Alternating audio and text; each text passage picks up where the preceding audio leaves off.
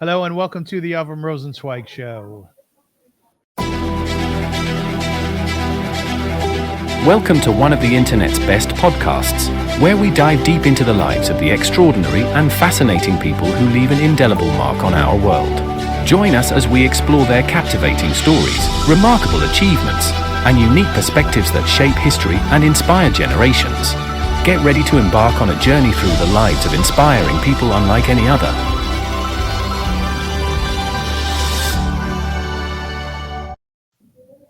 Hello, folks, and welcome to the show. My name is indeed AVRUM ROSENSWEIG. Today on the podcast, we tackle a moment of real consequence for New York City and for American Jewish life. New Yorkers have elected Zohran Mamdani as their next mayor, an activist-legislator who unapologetically stands on progressive politics. He's outspoken, and his stance on Israel and Palestine runs very deeply to grassroots movements that have sparked both celebration and concern across the five boroughs. What will his leadership mean for the future of the city, for public safety, community relations, and civic cohesion?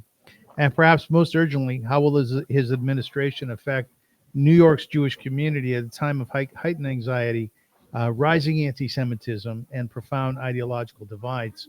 To help us unpack this moment, I'm joined by Ron Kampeas, longtime Washington bureau chief for the Jewish Telegraphic Agency, the JTA, and one of the most trusted journalists covering the intersection of American politics, foreign policy, and Jewish life. Ron has tracked every major shift in U.S.-Israel discourse, followed the ascent of progressive political movements, and understands the texture and nuance of Jewish communal concerns in moments like this. Together, we'll explore what Mamdani's election signals, how different communities are preparing for his administration, and what to watch for as New York enters a new political chapter. So let's dive right in. Welcome, Ron. How are you? I'm good. How are you? I'm doing great. Great. Are you frightened about Mamdani? I'm not frightened yet. I think the concerns are really valid. I think that people who brush them aside for whatever reason, saying that he's got the endorsement of some prominent Jews, both on the left and on the religious right. He had I think at the last moment, he had the endorsement of at least part of the Satmar community in Williamsburg, or people who say that he can't really do anything. I think they're underplaying it. I think there's a lot of significance to this. I do think that you might it can also be overstated in terms of what this means generally for American Jews, but I think that the concerns are substantive. But I'm not afraid, not yet anyway. You're not frightened. Okay. What would you say would be the most fundamental challenge that we as a Jewish community have in front of us having to do with Mamdani? So I think it's like twofold. First, Mamdani himself emerges from a wing of the of the progressive movement. I guess it's kind of the DSA, the Democratic Socialists of America, are kind of inside and outside the Democratic Party, but certainly from the progressive movement that has evolved in let's say the last 10 or 15 years into being vigorously anti-Israel, and into a point where that crosses into anti-Semitism at times. And I think that explains his worldview. I want somebody to pin him down. It would be great if a journalist pinned him down on what his worldview is, aside from saying, I don't believe in ethno-states or something vague like that.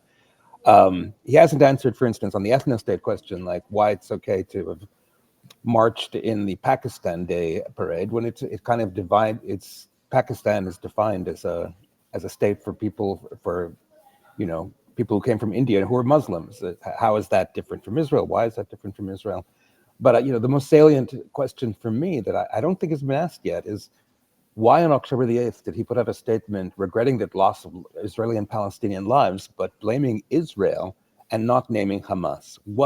I think if he'd talked about that, that would explain a lot of where his worldview comes from, and I think that that's still relevant. I don't think that he's adequately explained that. I think that mindset goes on to explain why he was ready to defend and globalize the Intifada, and that was why he was not walking back what he said 2 years ago in 2023 when he said that the the New York policeman's boot on your neck is laced up by the IDF. Yeah.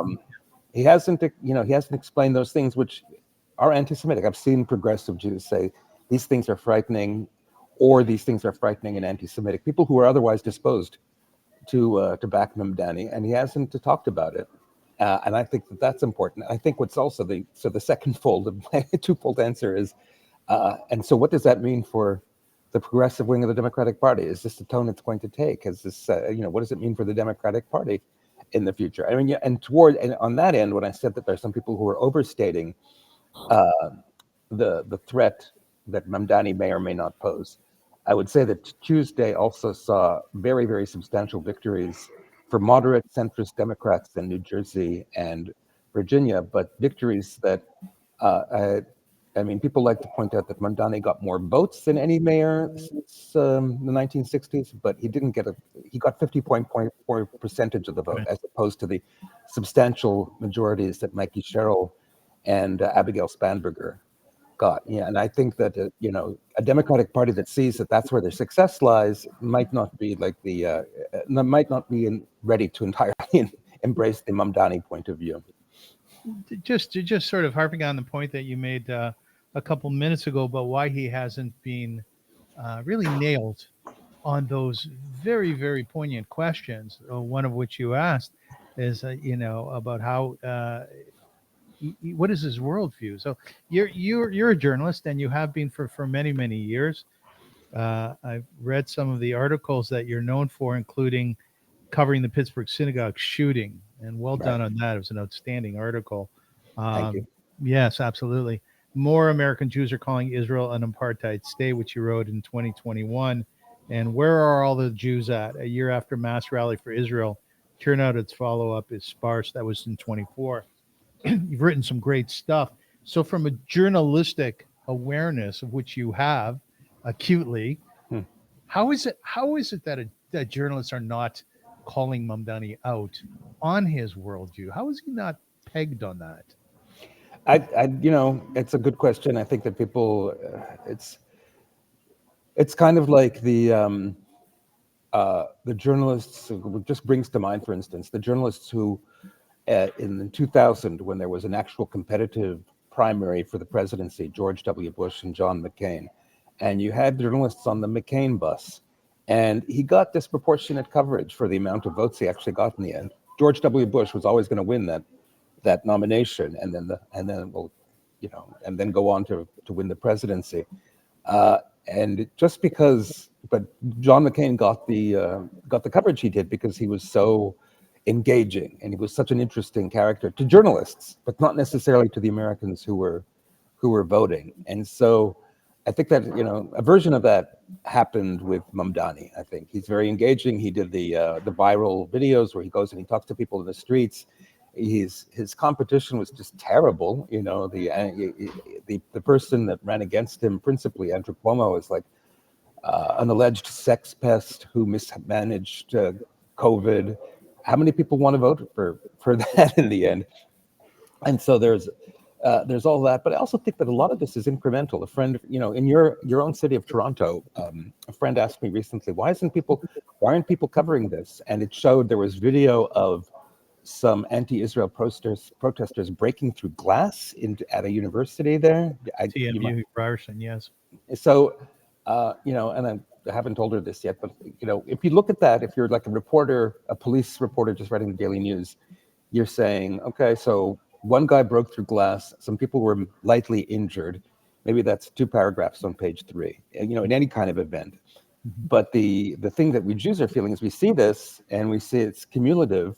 So, we're appalled that people aren't seeing the 30,000 view of what all this means. And so, and I think there's a version of that with Mamdani as well. Okay, so he said some controversial things after October the 7th, but really he's, the story in New York has to be affordability. This is a hugely expensive city. How are we going to live here? And he's providing answers, and they're not honing in on the things that concern us because we've got, like you talk about my journalistic experience, we've got 2,000 years of Jewish experience to raise the alarm bells and things like this.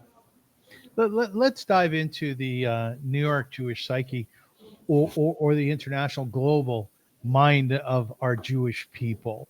You also mentioned a few moments ago that you believe it was Satmar, who voted for Mamdani. Right.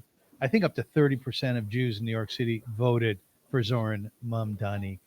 Can you explain the overall political mindset of the Jewish community of New York, but even take it a little bit further? I want you to be an armchair psychologist a little bit. What do we need right now as the Jewish world, and why would Mandani possibly cater to our deep spiritual, mental, physical needs? I think that what we need, actually, this is interesting. I'd like to know what I've seen the analysis for Jewish turnout for Mamdani, which is something like 30%. I'd like to see the analysis of what Jewish turnout was in New Jersey and Virginia for the gubernatorial races, because I think that one thing we're looking for answers, the liberal Jewish community, liberal Jews are looking for answers, is somebody who's going to fight back to the Trump administration. And it's very weird and it's ambivalent because on the one hand, there's a perception that things really got out of hand on campuses and that Trump is handling that. And there's also a perception, and this is actually, rooted in reality, that Trump is the one who got the hostages finally done. He's really let his negotiators go whole hog on trying to get the hostages out, and now you have, I think, just 4 bodies left in Gaza. So it's that. So there's that ambivalence, first of all, but there's also the threat that his erosions of civil society have caused that really spook the Jewish community. And so I think that, for one thing, that might drive younger Jews toward Mamdani, and also just the idea that younger Jews were sending them out into the world without being able to afford to buy their first house. Making it hard for them to our older generation, to start a family, and they're looking for answers. I was just reading a very long article by Rod Dreher, the conservative philosopher, and he was talking about the rise of Groyperism or neo-Nazism in the Republican Party. And he was saying that there's a nihilism because among the young people, and he thinks that this is, he thinks that this is what drove anti-Semitism on the left as well, that there's just this nihilism. People are looking for answers because they're just feeling at sea. And so Jews always want to be on the right side of that question of trying to make the world a better place, tikkun olam, and Mamdani seems to offer some of those answers. But on the other thing they want, I think, is like the majority, the 70% who voted against Mandani, want reassurances. They want reassurances that they're going to be safe and comfortable in their own city. To the people who say that he doesn't really have powers of mayors, he's going to be keeping Jessica Tisch, the police commissioner, on. Supposedly, that hasn't been official yet. And so that's fine because she's from a prominent Jewish family and she's a moderate, and et cetera, et cetera. There's, even if that were true, and I'm not entirely sure it is true, I think he does have the power to do some things that could make life uncomfortable. Even symbols matter in the current political discourse. And I know because I don't live in DC, but I live right next to DC. And one thing that Trump has done this time around is he's gone to a very, very liberal city, a 90% Democratic city, and he has forced them to erase the Black Lives Matter intersection. He's taken over the Kennedy Center. He's shut down the U.S. Institute of Peace and the Woodrow Wilson Center. All these symbols of the kind of liberal America that Washington, D.C. itself represented, he's removed. And the more if you're a Democrat, if you're a liberal in this city, and you're seeing that, the more disempowered it feels, even though a lot of it is symbolic. So the same thing with Mamdani. The minute he shows up at a pro-Palestinian rally, but skips the Israel parade in the spring. They never have it on Yom Ha'atzmaut itself. They always have it around Yom Ha'atzmaut. But that the minute that happens, you're going to feel like you're in a city where you're not really welcome if you're among the Jews who want to turn out for an Israel Day parade. And that is just, and I think that now there are rabbis, people who criticized Mamdani, Agudat Israel of America, for instance, are putting out statements saying, okay, we have to engage with this guy. There's a lot of pushback against ADL's Jonathan Greenblatt for immediately sending up a Mamdani tracker rather than calling him and saying like, how can we work together? But so those are. But if you look at that, if you look at both those reactions, like let's set up a meeting or let's set up a Mamdani tracker, it's those are reactions to feeling that we're about to live in a city that, in some ways, is not going to make us welcome, even though it's. Depending on how you define Tel Aviv, it's either New York's either the largest Jewish or the second largest Jewish city in the world. And so how does that work? I think a lot of people are challenged by the idea that President Donald Trump was able to get the hostages released, yet they find him to be an abhorrent human being, sending ICE out to arrest mothers who are delivering their children to school, and the list goes on. I don't have to mention it.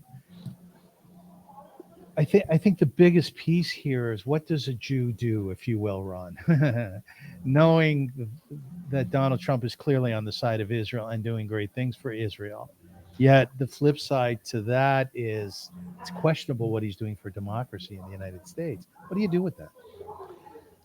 Yeah, I spoke to, for JTA, even though I'm retired and I still occasionally write for them, I spoke to a bunch of Democrats and liberals about it a while ago, and they say you just welcome the Israel stuff. You can't, Rabbi Jonah Pesner, I think it was, of the Religious Action Movement for the Reform Movement, who's very liberal, who is aligned with a lot of liberal, is like, he mentioned the principle of hakarat hatov, recognizing the good in what somebody does, even if you really revile everything else that person does. And even if you think it's not going to get through to him, because it's not going to get through to Donald Trump, he lives in his own silo, and he wants absolute deference. He doesn't want partial deference. But even if you do those things, it's important to do the hakarat hatov, to show that you really to recognize not just the individual doing the good, but the fact that good was done, and then to simultaneously resist in other fora. Because, like you say, I think that there are things that he's done, that this government is doing, that long-term risks the breathing room that religious minorities and ethnic minorities have had in this country, the United States, for so long. And there's just, there's signifiers. I talk about the symbols that he does to make people uncomfortable. I mean, the signifiers that the Homeland Security Department has used in trying to get people to, get hired, they're a lot of them are actually come out of the white nationalist playbook, and just people who are all purely white in a room, who are looking good, and certain phrases that they use, that's not good for the Jews. So you point that out and you praise them for the Israel stuff, and you do it simultaneously. And I think Jews have been good at that for a long time, and sort of grappling with contradictions. Now, are you good at that in your writing? Is it possible? And, it has to be. You have to be if you're going to be. You believe what you believe, but you have to give people a hearing. I can't tell you how many times people who know me or have an idea of what I think, what I believe, from either side, the far left or the far right, will say, "Oh, wow, you were really fair in your story." You have to, because you have to see see it through their lens. It's not just they're not just an individual who spouts something that you may or may not agree with, or that you may even find repulsive. Is not a symbol, which is what social media has reduced us all to, becoming symbols. They're actually somebody who got there through a certain trajectory. Just like I was saying now with Rod Dreher and what he wrote about the nihilism on the left and the right. It comes from a place of despair among young people who otherwise might be great, upstanding members of society in a different context. Today, as a journalist, is it hard to be fair?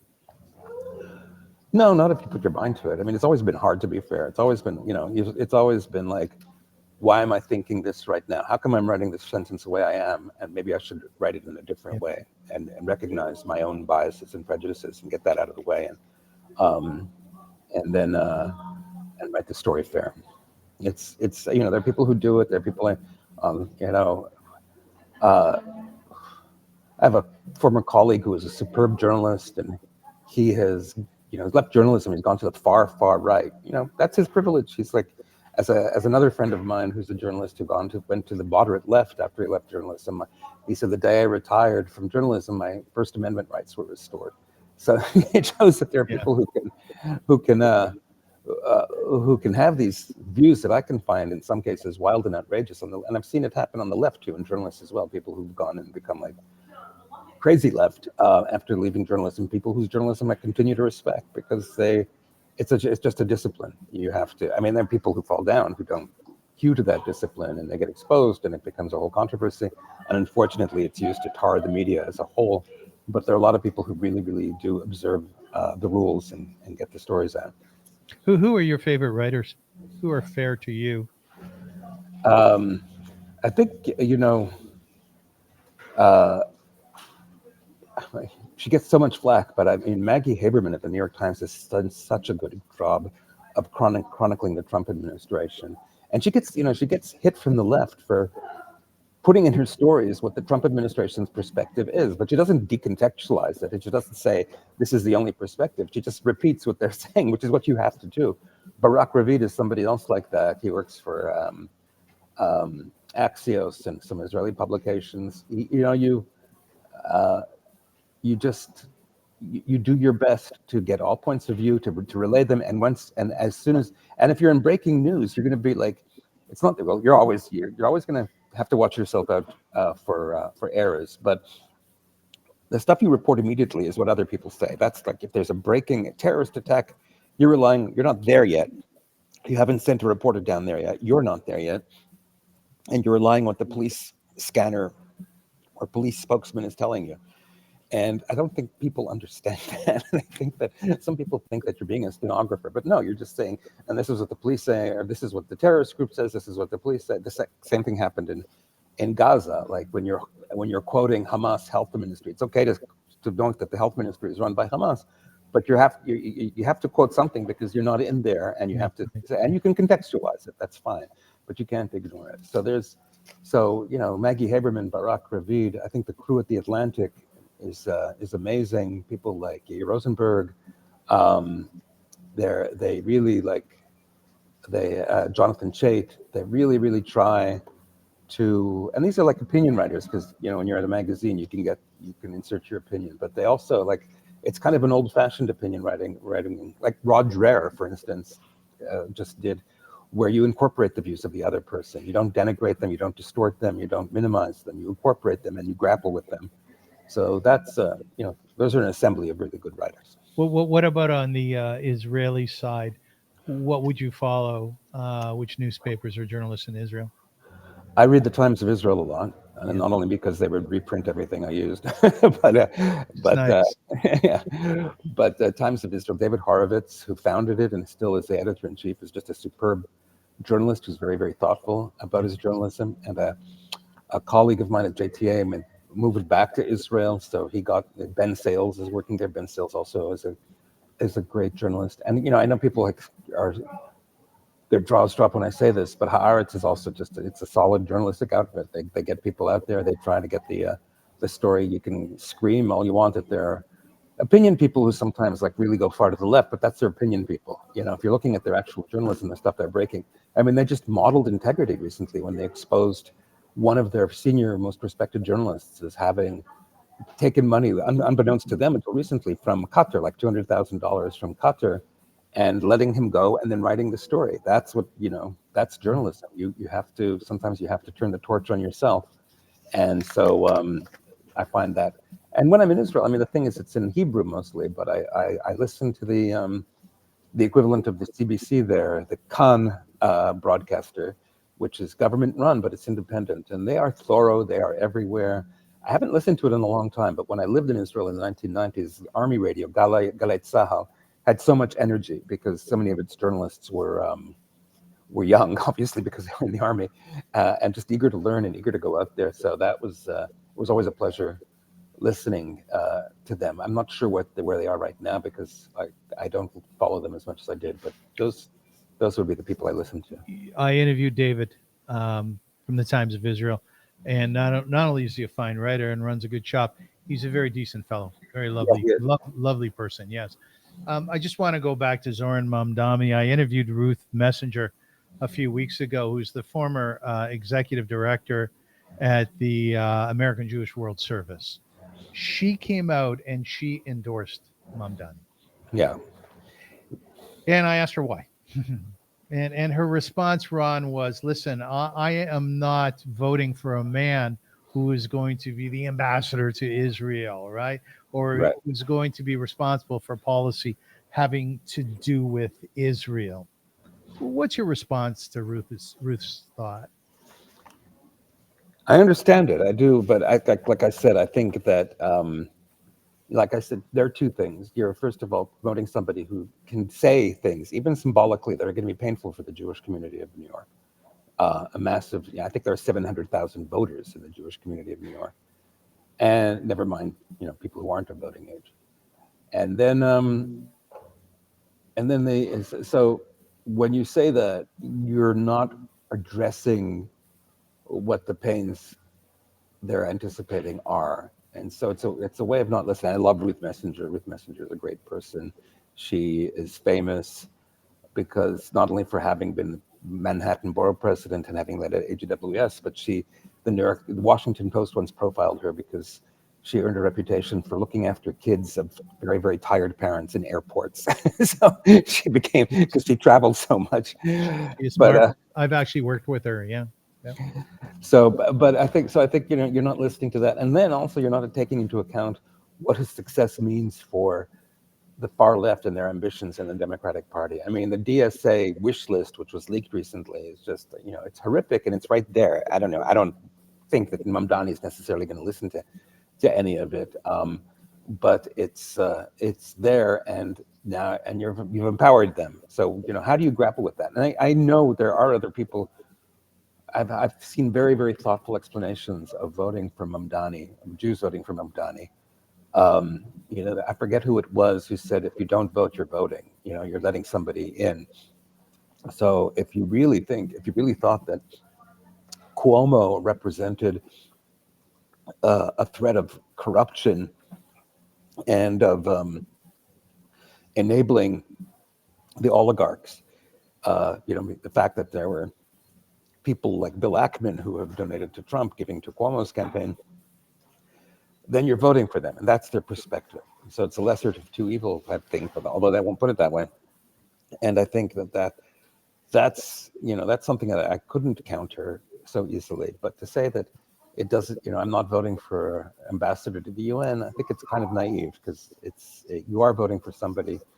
I mean, she should know because when she was Manhattan borough president, Rudy Giuliani physically removed Yasser Arafat from the Lincoln Center while he was attending, I forget which, it was Beethoven's Ninth, I think. He was attending Beethoven's Ninth. And he could do that because Arafat, Giuliani made sure Arafat wasn't invited, so he could do that. He did that. That was within his power. And so somebody gave Arafat their tickets. And so when Giuliani found, he could say, you got these under false pretenses, and he had the police escort him out. And, whatever one thinks of Arafat or doesn't think of Arafat, it was a humiliating moment for him. And so Mamdani has those same powers and has the same inclinations that Giuliani did in the 90s. Then there will be very painful moments for American Jews, I think, coming up. Yeah, the interesting thing about Ruth within the context of this story is that she herself ran for to be the mayor. Yeah, against Giuliani. Against Giuliani, right? Right, yeah. I forget which year, 1990.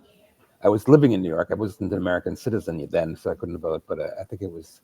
So I was in New York in '98. Maybe it was '98. It was around then. Mamdani came out in a number of different interviews saying that if Bibi Netanyahu comes to Israel, comes to New York. Comes to New York, he will be arrested. I'm not sure from follow-up journalism that he has the capacity. He doesn't. He does not, right? Is that correct? He doesn't. First of all, I think I think the mayor can has a certain influence on the police of a given city, at least in New York, in terms of the broad policies they set, like we need more money for the police on the subway, or we need really to go after rioters in this incident or that incident.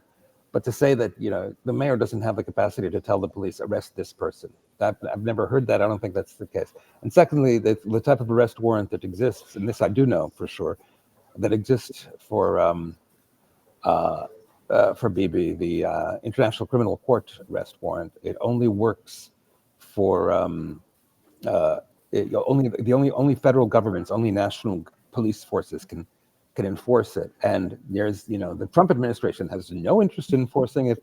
And in any case, even if there was a sympathetic progressive president, they would also have difficulty enforcing it because then the United States is not a member of the ICC. Right. So it's a hollow threat. But again, it's like the kind of symbolic thing you said that, no matter what you think about Netanyahu, the international court system, the UN court system, is seen by a lot of Jews as being compromised, and sort of saying, "I'm going to heed this arrest warrant willy-nilly," is upsetting. Even though he can't actually do it, I think it's upsetting for a lot of Jewish New Yorkers. Olivia Chow is the mayor of Toronto, and she is seen by much of the community as being very anti-Semitic and very anti-Israel. Not all of it, but much of it. She's attending in the next week or two the raising of the Palestinian flag at the city hall, but is not really committing to the comparable within the Jewish community. Zohran Mamdani is now the mayor of many, many people and many Jews. What can he do, Ron, at the beginning of his mayorship in order to reach out to the Jewish community and try to create an amicable relationship? I think he could reach out to Jews who aren't his friends. I mean, I think there was a whole argument as to which synagogues. Jonathan Greenblatt said he hasn't gone to a single synagogue, and then it turns out that he had. He'd gone to Haredi Orthodox synagogues, but he'd also gone to progressive anti-Zionist synagogues. But I think that he needs to go to an Elliot Cosgrove type synagogue or Andrea Buchdahl type synagogue.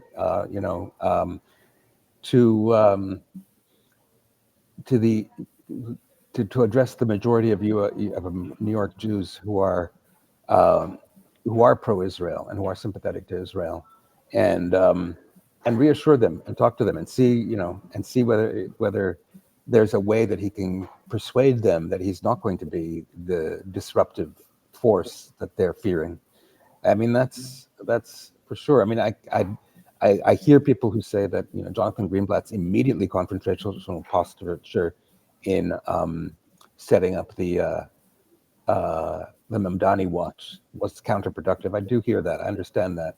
But, Mamdani saying that the Anti-Defamation League doesn't represent Jews is also ridiculous. It gets like they have, I mean, it's not just like they got a lot of money from very wealthy Jews. They've got a lot of grassroots members. They live on grassroots donations. They live on grassroots activism. Every ADL chapter in the States, it's local volunteers.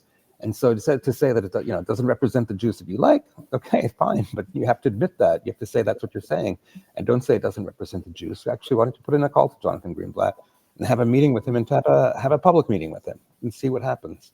Those are the kinds of things I think that New York Jews might want to see and hear.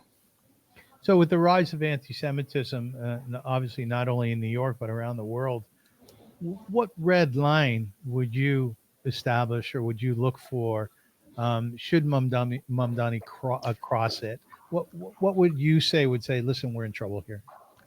I think that any appearance he makes at an event that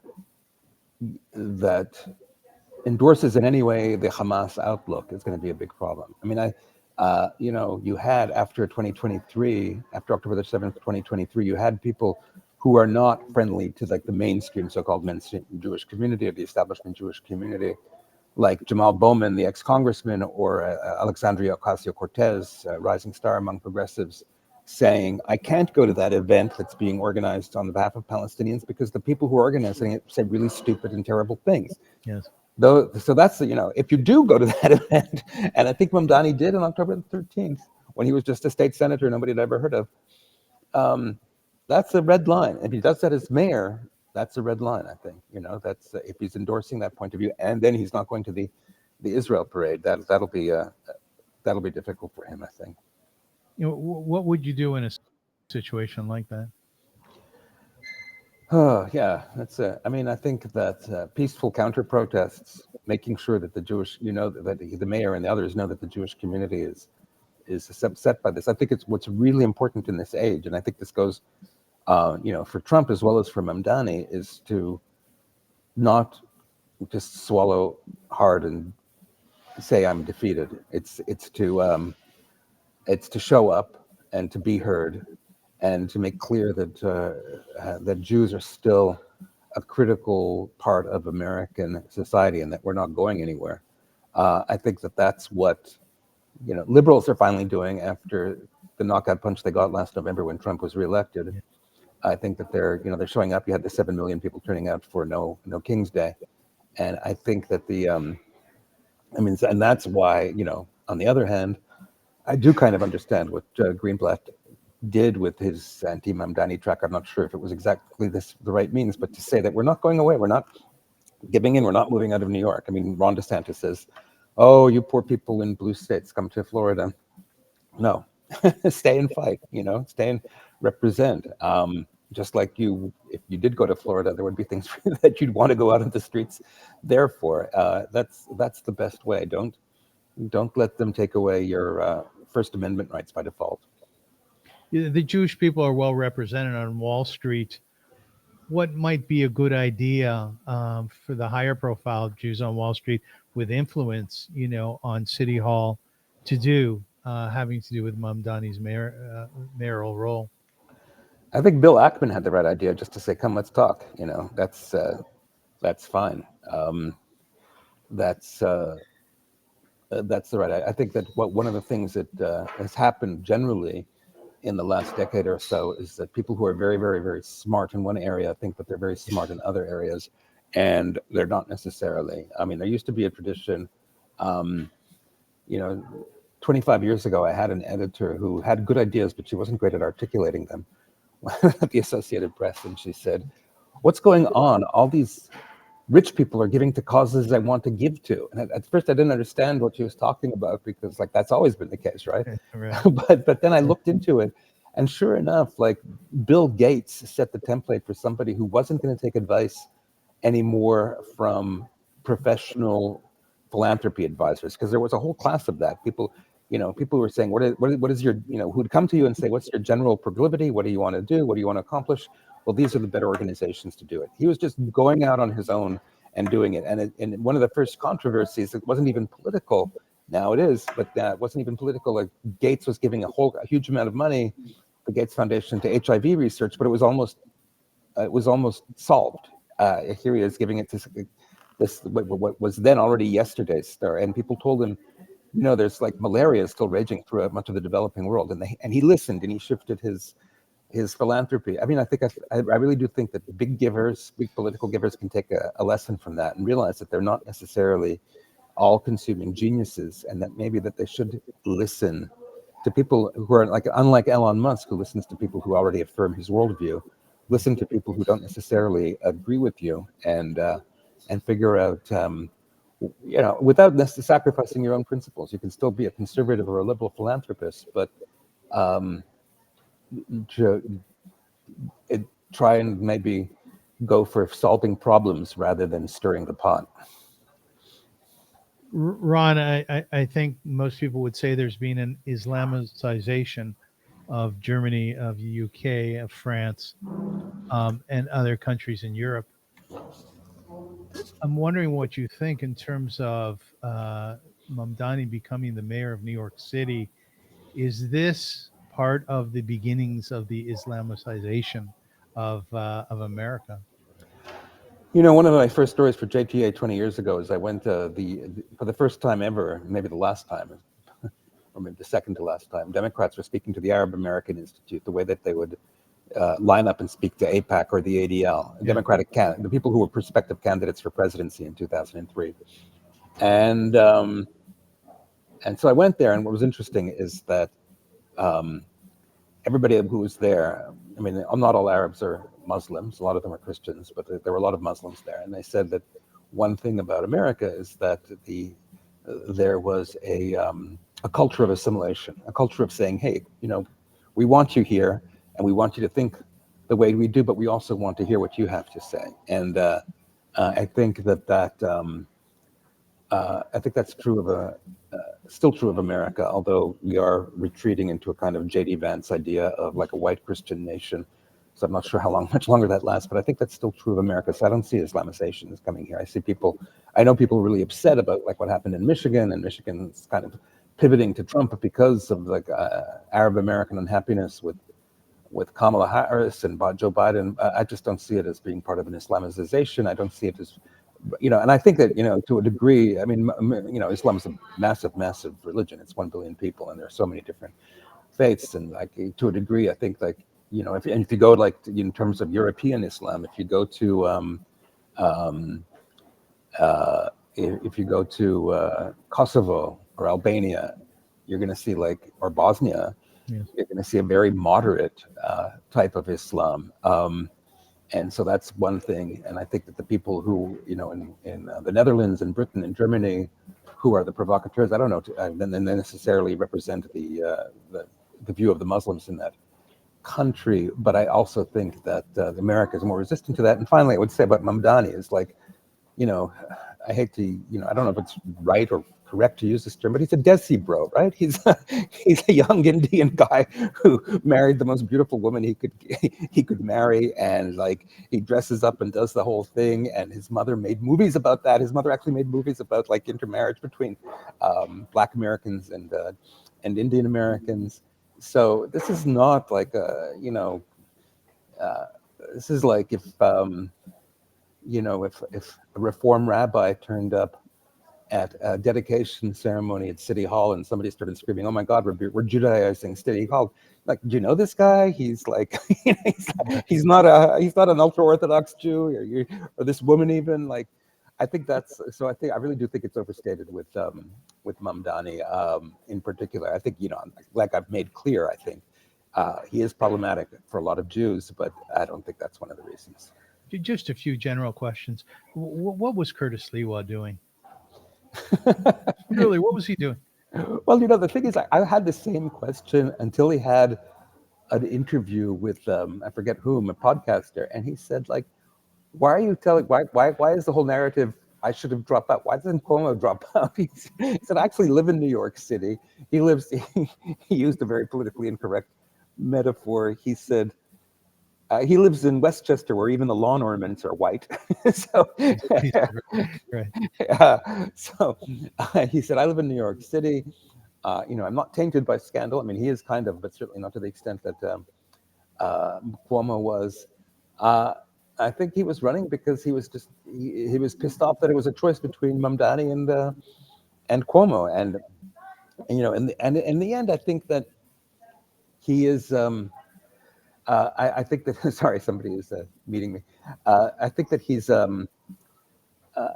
had a point, because ultimately it was a narrow victory. It was 50.4% of the vote, but it was a majority. So I don't think that Cuomo would. I don't think that the Sliwa dropping out would have made the difference. I think still would have been people who voted for a Republican, and they wouldn't have come from the Mandani camp. They would have more likely have gone to the Cuomo camp, but they still would have voted for, even if Sliwa was only technically on the ballot. So I've always liked Curtis Lewa since his days on the street defending the folks of New York, but he got 8% and Cuomo got 40%. It's 48. You're right. He wouldn't have won, but still it would have made a difference. Finally, Mamdani has come out saying that some of his policies will include free transportation, the freezing of rent for New York City dwellers. These are only two things that'll cost billions of dollars. What's he thinking? These aren't policies that could come to fruition, are they? I mean, first of all, so much of New York City is run by the governor, and she's already said no to the free transportation. Right. Good point. Yes. And then I think the comedian Rami Youssef, who played Mamdani in the Saturday Night Live cold open the other night, he put it exactly that way. You're voting for me for these reasons that we know will never happen, right? So, I think that's it. I think that Mamdani is, he's a populist. I mean, who else is? Again, I mean, they hate it when they're put in the same bucket, but I mean, it's like Trump's promises. He made them because they sounded good, not because he was necessarily going to make good on them. Tariffs are going to bring down prices, for instance. Hasn't happened, won't happen. So if you had to unpack your crystal ball, of which I'm sure you use as a journalist, where's New York going to be at in a year from now politically? Um, I think that people are gonna have a much more realistic idea of what Mamdani can and can't do. I think, I wish him the best. He's the mayor. He's the mayor elect, but I don't know if he's capable of the ruthlessness of a Bill de Blasio or a Mike Bloomfield, or Giuliani when Giuliani was relatively sane in terms of just getting things done. And taking on the state governor, because there's always hostility between, even if they're in the same party, especially if they're the same party, there's always hostility between the mayor and the governor, and wrangling benefits from New York from that relationship. I mean, one thing I do, I'm not optimistic he's going to be able to do that. On the other hand, he was a state legislature. I mean, there are people, his critics say that he was mostly for show, that he was performative, but he was a state legislator, so he does know the insides and outsides of Albany, one would think, and that's going to be important for New Yorkers. So I don't know. I mean, this Israel stuff might be by the wayside. He might have said, you know what, I've got this massive city that's unaffordable. I've really got to figure out ways to fix that. I'm ignoring foreign policy for now, and his DSA friends are going to chuck him just like they chucked AOC and Jamal Bowman. They literally pushed them out of their organization. So, that would be good. I don't know if that happens. I mean, because I will go back to this. I think that, one thing that distinguishes a Mamdani, let's say, from an AOC or even an Ilhan Omar, is that the anti-Israel cause is his issue. It's not just an issue for those people like AOC and Ilhan Omar and Jamal Bowman. It's not just an issue in your political environments. This is how he came up. He came up through Students for Justice in Palestine, and I don't know if it was as extreme as extreme in 2013 when he was at Baldwin as it is now, but it certainly wasn't. It already then had the no normalization policy. Don't talk. So like he was going to have an event then with a J Street guy, and then he had to cancel it because they wouldn't countenance anybody who was even remotely Zionist. I guess if you're an optimist, you'll say that he'll figure out how to work with the state and make the city better, make the city more livable, and he also come to a practical realization that his anti-Israel politics benefit no one, including the Palestinians. That's. You seem pretty optimistic as a person. And in conclusion, a question that I ask many of my guests, Jew and non-Jew, why are the Jewish people hated so much, Ron? It's funny. You should read that Rod Dreher piece that he just posted on Substack today. He talks about that. That's exactly the question he poses. But I mean, I would say that it's just, there's so many answers. The original answer is that the Jews aren't just an other group like the others, like the Romans encountering Africans and coming to racist conclusions about them that have persisted for 2,000 years, or people who speak a different language, like what's going on now here with the horrible targeting of Latino Americans and migrants. They're other in a way that they were supposed to stop being Jewish if you're Christian or Muslim. It's supersessionism, right? Like, oh, wait a second, we got Jesus. This is the answer. This is the answer to your prayers. How come you're not coming along?